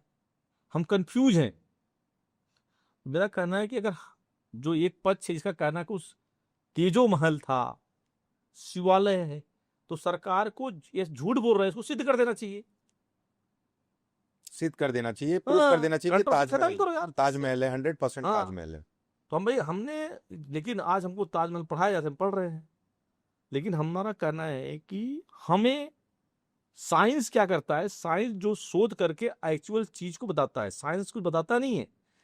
साइंस बताता है, हाँ हम बोलते भाई ये सूर्य था या है, तो बोलता है उस रिसर्च करता, हाँ ये सूर्य है, वो पहले से ही था, बताता है वो, क्योंकि वो सर्च करता है, रिसर्च करता है। तो हम रिसर्च क्यों नहीं करते इतिहास में? और अब ताजमहल की जो बाउंड्री की मैं बात कर रहा हूँ, जो मेन गेट और वो गेट प्रीमाइसेस जो बना हुआ है, अगर उसका हम लोग आर्कियोलॉजी देखते हैं तो वो भी कई साल पुरानी है ताजमहल से। ताजमहल और उनके डेट्स में बहुत बड़ा फर्क है। इसका मतलब ये जरूर है कि वो प्रीमाइसेस उससे काफी प्राचीन है और एटलीस्ट वो प्रीमाइसेस कुछ और थी, उसके बीच में वो ताजमहल बनाया गया है। ये तो मतलब हमें दिखता है और ये रिकॉर्डेड भी है और इसके तो सारे यूट्यूब पे वीडियोस भी अवेलेबल है, ऐसा ये डेटा छुपी नहीं है। लेकिन हाँ, आपका जो पॉइंट है कि अगर वो ताजी महल है तो उसको कॉन्क्रीट प्रूफ करके ताजमहल ये केस को खत्म कर देना चाहिए। और अगर नहीं है तो फिर खोलना चाहिए कि क्या है। अभी तो मैं खुद गया ताजमहल देख के आया, मेरे पास बहुत सारे फोटो उपलब्ध है। लेकिन मैं इसलिए नहीं बोल सकता कि सरकार उसको पुष्टि नहीं कर रही कुछ चीजों की। कल लोग बोलेंगे आप विरोध में बात कर रहे। राइट। मेरा कहना है कि सरकार उसको पुष्टि करना चाहिए। और इतनी बड़ी सरकार हमारे पास, मोदी जी जैसा पावरफुल आदमी है, वर्ल्ड लीडर, अब क्या पावर दे दे। अगर वो नहीं करेंगे तो कौन करेगा? ताजा विवाद जो है संभल विवाद, आपने सुना होगा। संभल विवाद? नहीं, बिल्कुल नहीं सुना। उत्तर प्रदेश में एक संभल गांव है, वहां पर अभी सुप्रीम कोर्ट में केस गई थी कि संभल में जो मस्जिद है वहां पर मस्जिद है, वो मंदिर था पहले। ये अभी करंटली की बात है। अच्छा। और वहां पर हमारा जो मानना है कि वहां पर जब ये दुनिया का अंत नजदीक होगा तब वहां कल की अवतार होगा। ये बात जो आप बोल रहे हैं तो ये तो बहुत ट्रिकी बात बोल रहे हैं। इसके तो बारे में सब बात चालू है, आप देखिए केस चल रही सुप्रीम कोर्ट में। इसके बारे में कहाँ लिखा है कल की अवतार कौन से जगह जन्म? हाँ लिखा है, एकदम पुराण में लिखा है, लिखा हुआ है। हाँ, कल की पुराण नामा में लिखा हुआ है। अच्छा, उनका स्थान दिया हुआ संभल में। और जब वहां खुदाई सोचिए खुदाई शुरू हुई अभी, तो वहां जो बावड़ियां थी, बड़े बड़े अंदर बावड़ियां, बावड़ियाँ क्या होती है? ये होती जैसे जैसे मंजिला घर होती है, हाँ हाँ हाँ। वहां अंदर में आप घोड़े हाथी सामान रखने की जगह होती बहुत बड़ी बड़ी, अच्छा वह ऐसा ऊपर से बना दिया गया था, वहां नीचे कुछ है ही नहीं, ढक दिया गया था। जब उसने खुदना शुरू हुआ तो हमें बावड़ियां मिलना शुरू हुई, मतलब हिंदुओं की प्रतीक मिलने शुरू हुए अंदर से, कि हमारे महल थे, यहाँ बावड़ियां थी। तो इस प्रकार से संभल में दबा दिया गया। अभी संभल में बोलते हो हरि मंदिर है, और उसका विवाद चालू है अभी। हमारे इतिहास को कैसे दबाया गया, कैसे निचोड़ा गया, कैसे तहस नहस किया गया, एक ताजा उदाहरण संभल का देखो आप, जो दिख रहा है अभी सामने चल में। रहा है। अभी आप सर्च करो गूगल पे, संभल विवाद दिखेगा आपको। जी एक आप भी खोज रहे हैं, दिख रहा है हमको, नहीं तो आज तक आपको मालूम संभल का नाम ही नहीं सुना था किसी ने। ये बिल्कुल। उत्तर प्रदेश घटना है, वहां की सरकार अभी उसको अच्छा इंस्टीट्यूट ले रही है। कौन से स्टेट बोले आपने? यूपी। यूपी में ही है। हाँ, अभी वहां गोलीकांड भी हुआ, कोर्ट के आदेश पे सर्वे शुरू हुआ, अच्छा तो सब सामने आ रहा है। तो मतलब मुझे लगता है ये तो एक संभल एक विवाद छोटा सा है। अगर हम पूरा भारत में जहां जहां से घटनाएं घटी अगर खोदना शुरू कर देना, तो केवल सनातन ही सनातन दिखेगा, बाकी दूसरा कुछ दिखेगा नहीं। और इतिहास को सही समय पर दिखाना ये हमारा काम है। तो अभी जब हम लोग अपने टेक्स्ट बुक्स और इनकी बात करते हैं तो अभी तो काफ़ी चेंजेस हुए हैं शशिकांत जी। अभी तो आपका मूड काफ़ी ठीक हुआ होगा पहले के बुक्स से। अभी चेंजेस आपको क्या लग रहा है कि इम्प्रूवमेंट आ रहा है कि नहीं? अभी तक तो नहीं आया अब हम तो सुन रहे हैं कि बुक्स में ये डाल दिया गया, ये कोई। हटा दिया गया। अभी सरकार ने एनसीईआरटी की बुक जो है, नई शिक्षा नीति एजुकेशन जी पॉलिसी ला रही है, अब कब लागू होगी? तो बेसिकली आपका कहना है 2014 से अभी बुक्स चेंज नहीं है? नहीं, अभी तो बन रहा है, केवल लागू होगा। अब कब लागू होता तो हम उसकी सराहना करेंगे। चलो, सरकार सोच तो रही है, बिल्कुल। सोचना भी बहुत काम अच्छा है, सोच रही है, कम से कम आगे बढ़े तो हम उसकी हाँ, प्रशंसा करें। अभी मूवी लगी हुई है छावा, हाँ, ये भी बहुत ट्रेंड में है। अब संभाजी देखिए, मैंने आपको बताया था औरंगजेब कितना बड़ा अत्याचारी आदमी था, क्रूर आदमी था, क्रूर बिल्कुल। आदमी था। अब संभाजी महाराज शिवाजी के पुत्र थे, जी इतने बड़े योद्धा थे इस क्षेत्र में, जिसको मराठा बोलते हैं, बिल्कुल।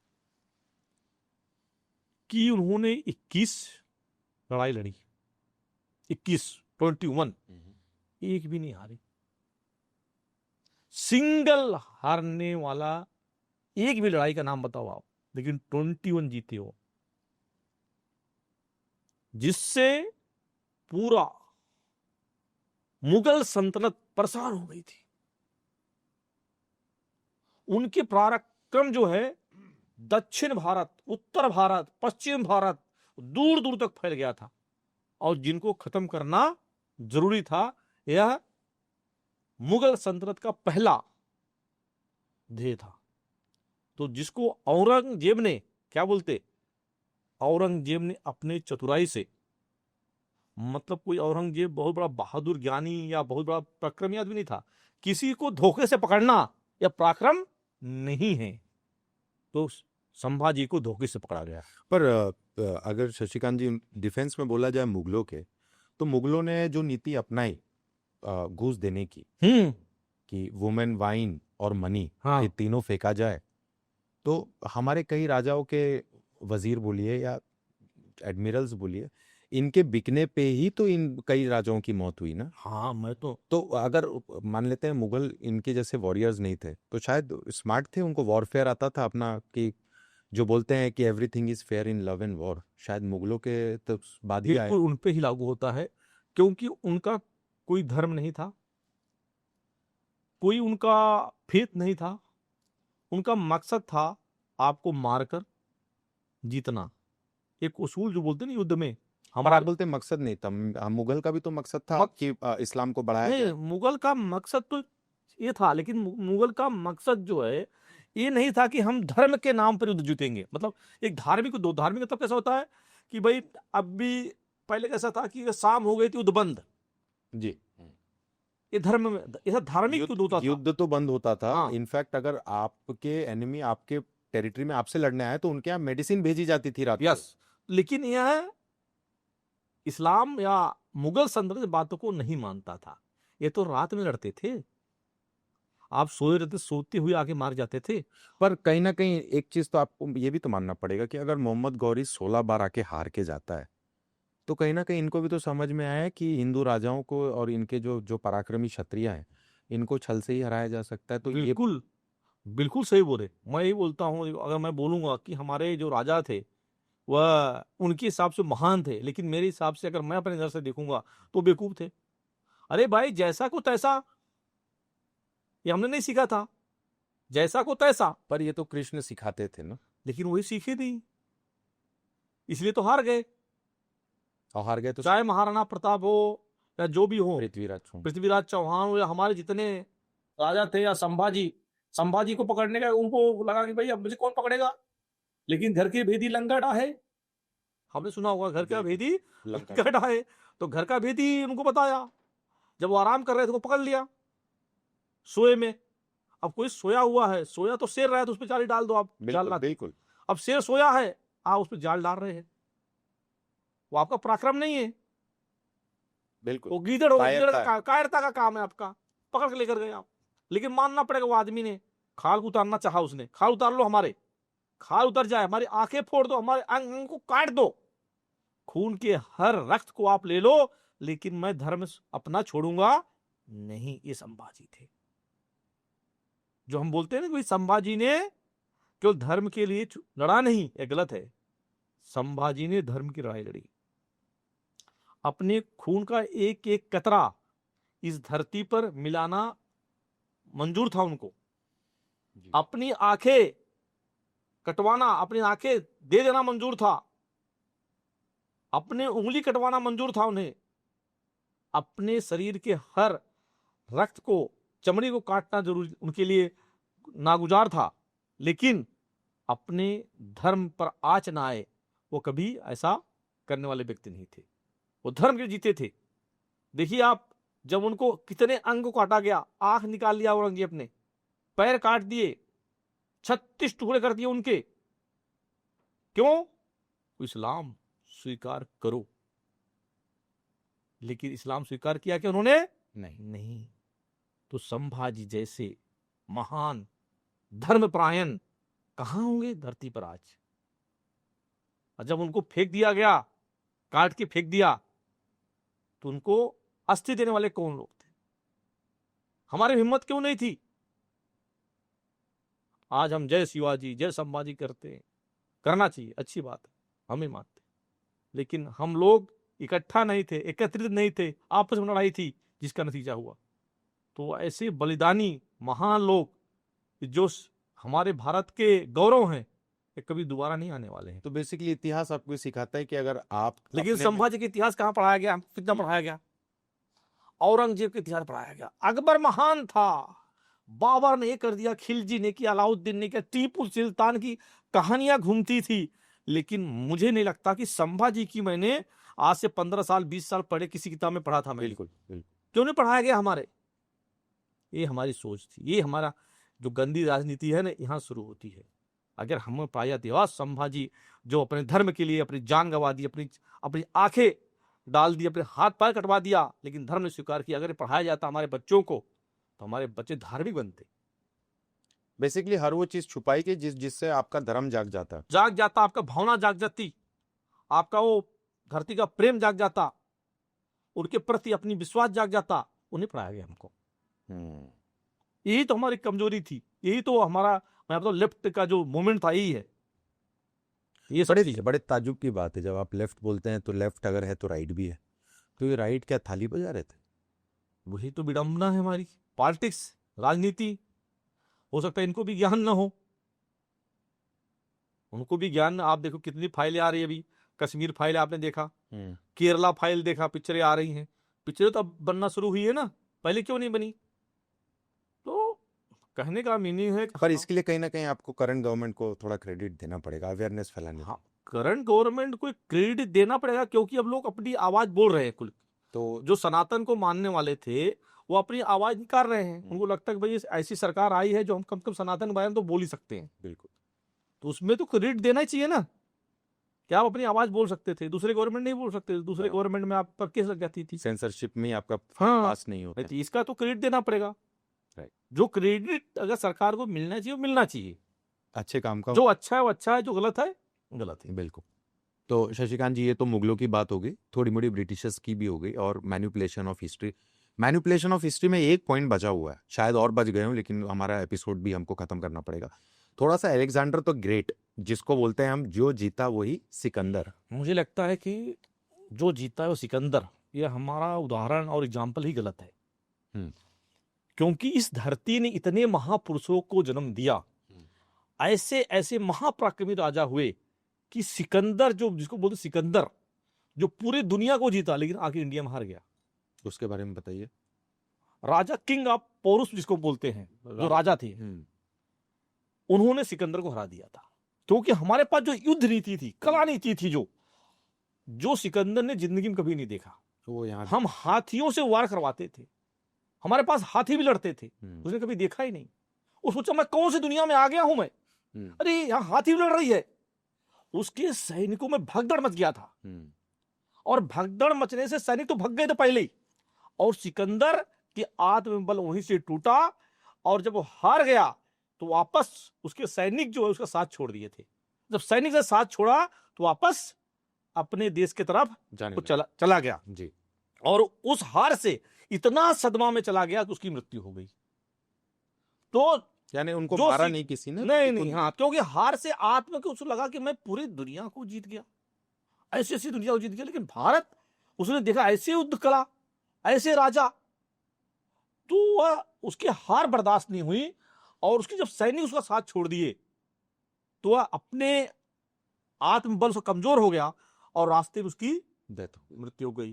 तो जो जीता वो सिकंदर, ये केवल हमें झूठी मूठी पढ़ाई जाती है, कोई है नहीं। हम सिकंदर को हराने वाला देश वह भारत देश है जी। तो ये सब भी आपको लगता है कि तो हमारे बुक्स में अच्छे से आनी चाहिए? बुक्स में कोई बताया गया है, बताया ना, ये सब हमारा जो इतिहास को, हमको, हमारे लोगों को, हमारे विचार को हमको जो सूक्ष्म दिखाया गया है, जो कमजोर करने की कोशिश की गई है, वो हमारे इतिहासकारों की देन है। अब इतिहासकार भी मजबूर होंगे उस समय, लेकिन आज तो लिखना चाहिए, हमको बताना चाहिए सच्चाई कहानी क्या है। बिल्कुल। तो आज हम सरकार से, मैं तो आपके माध्यम से निवेदन करूंगा, इतिहासकारों से कहूंगा, और इतिहासकार में जो बुद्धिजीवी लोग हैं, कि अपने इतिहास को फिर से लिखो। हमें बताओ कि सिकंदर महान नहीं था, राजा पौरुष महान था। बिल्कुल। कि हमारे पास युद्ध कला की नीति क्या थी। बताओ कि शिवाजी महाराज थे, बताओ महाराणा प्रताप महान थे, शिवाजी महाराज, संभाजी महाराज, ये महान थे। ये सिकंदर, मुगल, अकबर, सुल्तान, ये कोई महान नहीं थे। हम उस धरती से आए हैं जहां भगवान श्री राम ने जन्म लिया, श्री कृष्ण ने जन्म लिया, उस धरती पर से हम। वो बताओ लोगों को, नौजवानों को समझाओ आप, तो देखिए हमारा देश कितना तरक्की करेगा, हमारा आत्मसम्मान बढ़ेगा, और पूरी दुनिया में आपका जय जयकार होगी, तब हम विश्वगुरु बनेंगे। तो शशिकांत जी, थैंक यू सो मच, बहुत मजा आया आज आपसे बात करके, बहुत कुछ मुझे भी और व्यूअर्स को भी सीखने को मिला। लेकिन हमारी जो टॉपिक है, इसमें मुझे तो लगता है कि हम सब कुछ एक एपिसोड में नहीं कवर कर सकते, कुछ चीज़ें आगे के लिए छोड़ेंगे। लेकिन एक मूल जो आपका पॉइंट था, जो हम मुझे भी सीखना है और आप सबको सीखना है, कि हिस्ट्री हमें हर समय कुछ ना कुछ संकेत देता है। तो हमें अपने हिस्ट्री को जानना है, और हम जितना बेटर अपने हिस्ट्री को जानेंगे, हम उतना बेटर अपना फ्यूचर करेंगे। तो ये एपिसोड का पर्पस ही ये था कि आप लोग भी थोड़ा सा अवेयर हों, अपने हिस्ट्री को जानें, और थोड़ा सा मेहनत करना पड़ेगा सच जानने के लिए, क्योंकि इजीली अवेलेबल नहीं है, बट सच है मार्केट में। All you have to do is थोड़ा वर्क करें। And that's all from me, and that's all from this episode. और जाते जाते final words from Shashikant ji, आप सबके लिए। मैं अपने देश के नौजवानों से कहूँगा, हमारे नवयुवक यूथ से कहूँगा, अपने देश का इतिहास सही में पढ़ना शुरू कर दो, और स्थलों पर जाना शुरू कर दो।